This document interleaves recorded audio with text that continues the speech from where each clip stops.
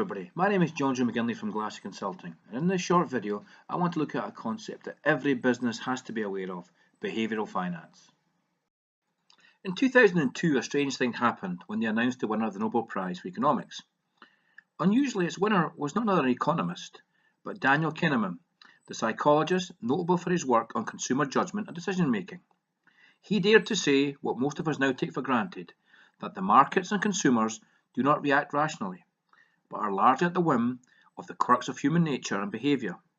As we stand here in 2017, I tend to agree with him.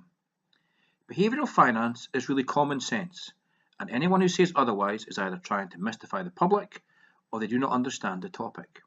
I would go so far as to say that the vast majority of what we do simply comes about rather than being thought about.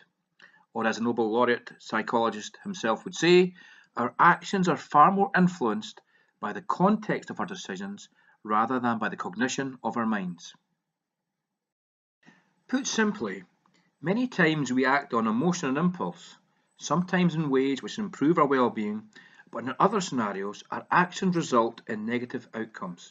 I bet this rings a bell for many of us. The science of behavioural finance is now making its way into every aspect of business. The science is about observation, and because behaviour is systematic and predictable, studies have started to identify behavioural types that have an impact on all aspects of business, regardless of the sector that you're in.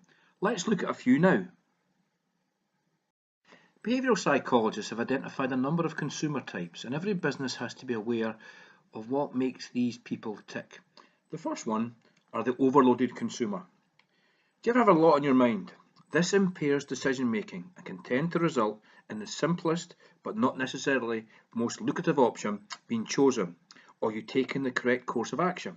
Sadly, act in haste, repent in leisure is something we've all experienced when it comes to perhaps our finances or a purchase. So again, what do we do as business people to make decision making as easy as possible for people? The second type of consumer are those that suffer from what we call the empathy gap. Let me explain.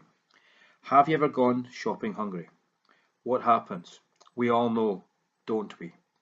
When we get home, the shopping list bears no resemblance to the array of items we have before us. Our emotional hot state of being hungry has had a major impact on our spending.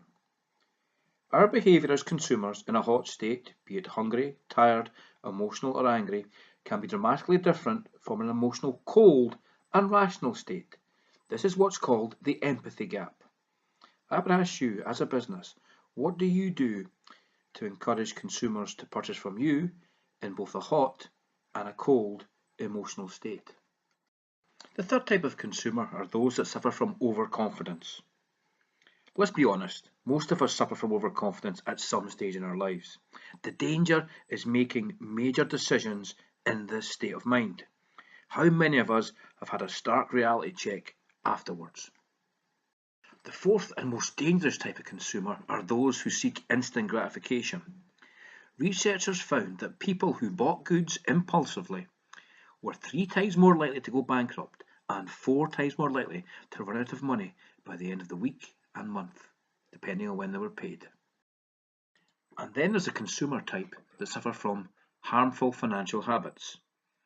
The Japanese concept of Kaizen teaches us that success or failure does not happen overnight, and financial ill health is the same. It's often the result of a slow build-up of bad habits: not paying the credit card, overspending on the credit card, missing a mortgage payment. These are the consumers that normally fall heavily into debt. And then you have the consumers who fall victim to social norms. Many people spend their lives and emotional energy keeping up with the Joneses. The problem is, this costs money. Sometimes social influence can work in surprising ways. A recent study of lottery winners identified that it's not just them that can spend. It found that there's a greater likelihood that their neighbours will buy a new car or luxury item if they live beside a lottery winner. A true life case of keeping up with the Joneses. Did you recognise any of these habits in your clients or even yourself? Everyone involved in business needs to be aware of the science of consumer behaviour and use it to develop a client proposition that is attractive and profitable. Every business, large or small, can take advantage of consumer behaviour. There are two techniques I'd like to discuss now that anyone can use. The first one is framing. Framing is just how we present things. For example, if you're offered a small, medium or large coffee, how many of you would choose medium? How we present our solutions and products is just as important as how we manufacture them. We need to consider the language we use to promote them, the stories we paint to encourage consumer action, and the environment in which we locate them. All of these impact and can guide consumers to the right outcomes for you and your business, as well as satisfying the needs of the client. And then we have nudge theory. Nudge theory is best explained with the example of a supermarket. Where are the basics such as milk and bread in your local supermarket? They're right at the back. And as you trek to reach them, you pass through aisles of goodies and special offers, all designed to nudge us into a purchase we didn't intend to make. Nudge theory, if done correctly, can encourage customers to understand their key issues and work through a simple and logical decision-making process, aided by a well-framed proposition. Does your business offer this? Understanding the common sense of consumer behaviour when it comes to behavioural finance is something that every business needs to understand. How well does your business understand behavioural finance? And how well, if at all, do you use framing and nudging to encourage your clients to buy and use your proposition? Thank you very much for watching this video. Hopefully it's given you some ideas, and I look forward to speaking to you again soon.